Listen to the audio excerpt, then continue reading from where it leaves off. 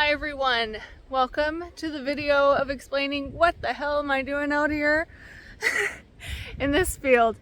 So we are out here on a plot by the Cannon River in Minnesota. It is October 13th and I have 2 weeks to turn this bed into a great area for next spring. So a lot of people think maybe that spring is the best time to think about what you're going to do for growing your vegetables. That's what I'm going to do here.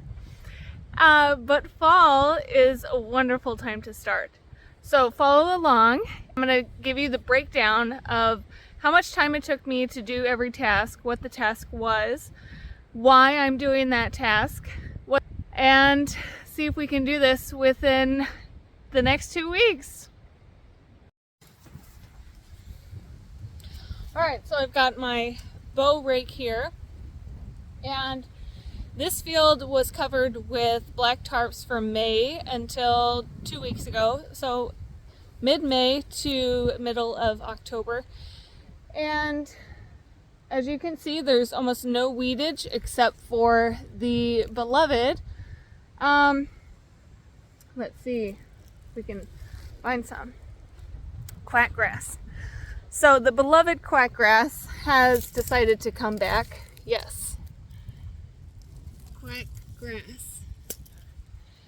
quackgrass. So it just needs 3 prongs in order to go 10 more feet in the ground.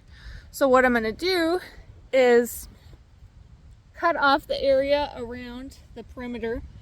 So I watched this video a while back on this woman that she dug around the perimeter of her garden and had 0 quackgrass. So as you can tell, I had black tarps on here for 5 months and the quackgrass is back because it is relentless. So I'm going to have to dig. It goes 10 to 8 inches about deep.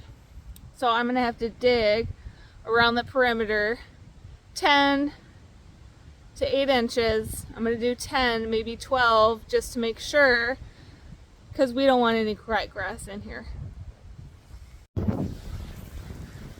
Alright, so I got my bow rake here, and I'm breaking up the soil. I'm going to plant winter rye, hairy vetch, and radish cover crop here.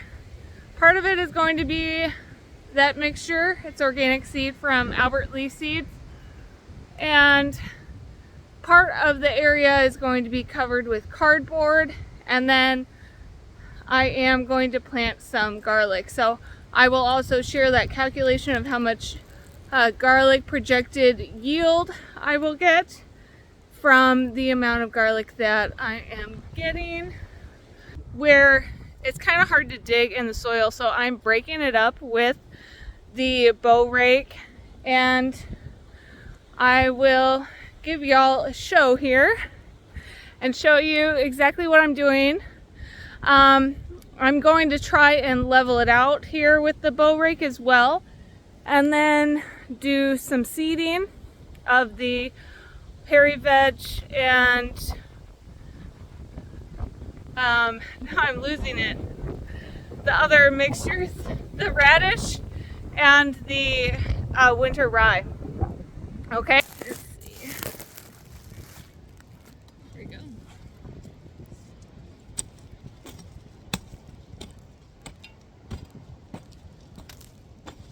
Just a little clumps, a little hard.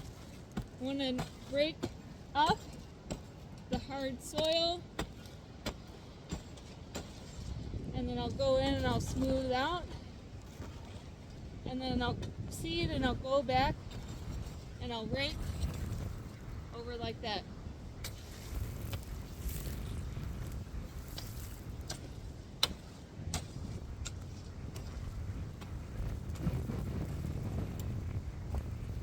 It's wonderful that there is no weeds at all, except for the quackgrass. absolutely love that. And hopefully, sometimes when doing this, weed pressure will come back because other seeds are buried, and now I've just awoken the other seeds and they'll still come up, weed seeds. But hopefully not too much for next year. And that's also part of doing the cover crop, is eliminate weed pressure. But the cover crop also is to protect the soil, and you always want to have something in the soil, growing in the soil. And also I want to build the soil health. So that's part of the regenerative farming practices. And organic is, I'm not using any chemicals. And the permaculture is, you want to make something that is functional for you so that you will actively participate in your garden. So the first step mainly is to think about what you're going to be doing, what your goals are, and what your time allows for, what your budget is.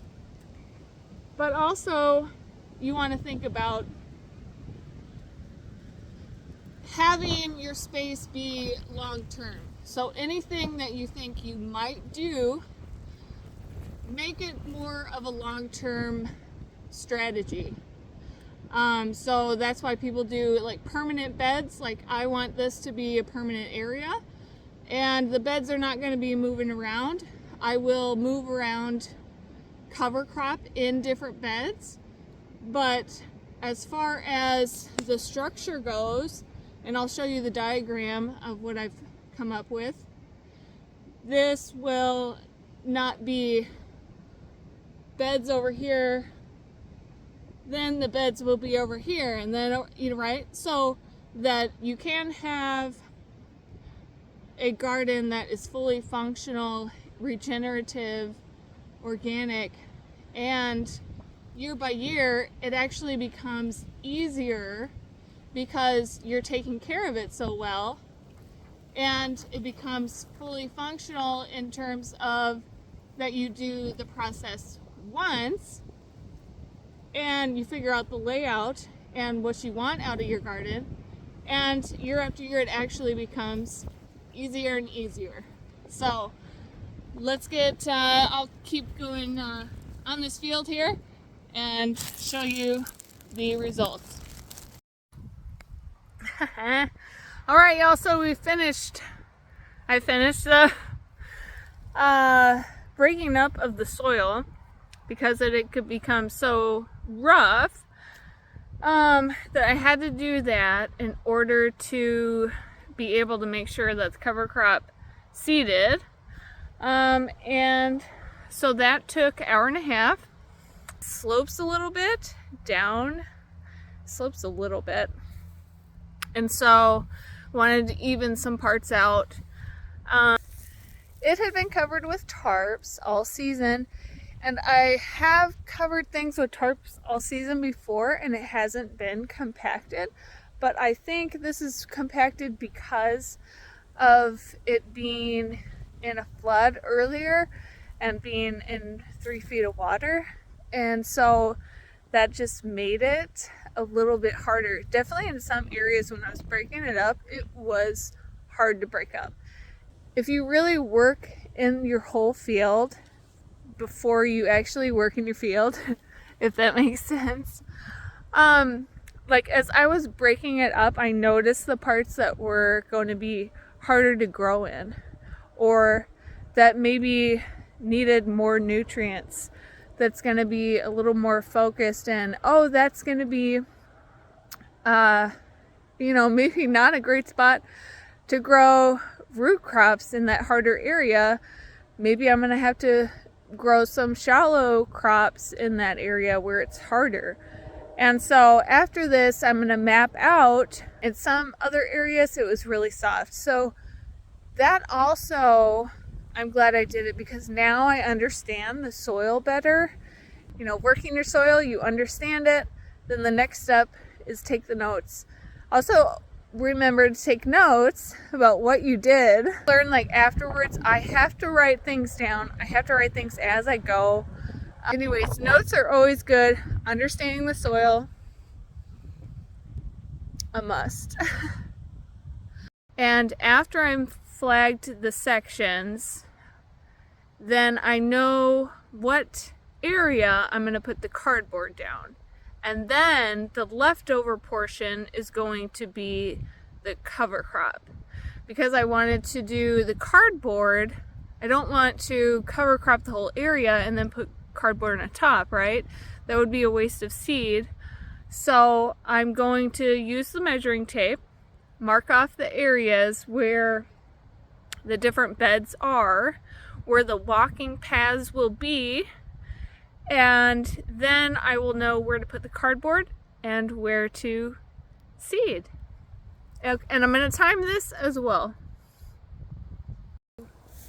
This is the entrance, it's going to be 3 feet.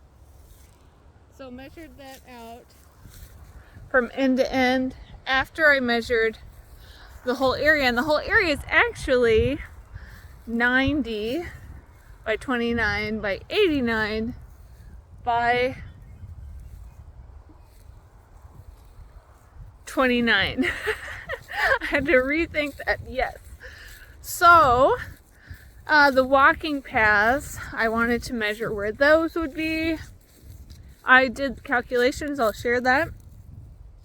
This is a 1.5 on each corner here.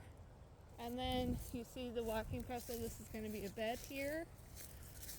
Walking path, a bed, walking path, and another bed. So this is going to be cardboard. And then planting garlic along here. Then we're going to have the walking path, like I said, and then we're going to do cover crop on the whole rest of the area. So that has been the day. So that was measuring out everything. That took 45 minutes, and just with an open reel measuring tape. And I need to get better for sure at doing demonstrations, so I can certainly do one next time when I come back. Next time we'll be covering with cardboard and seeding the cover crop.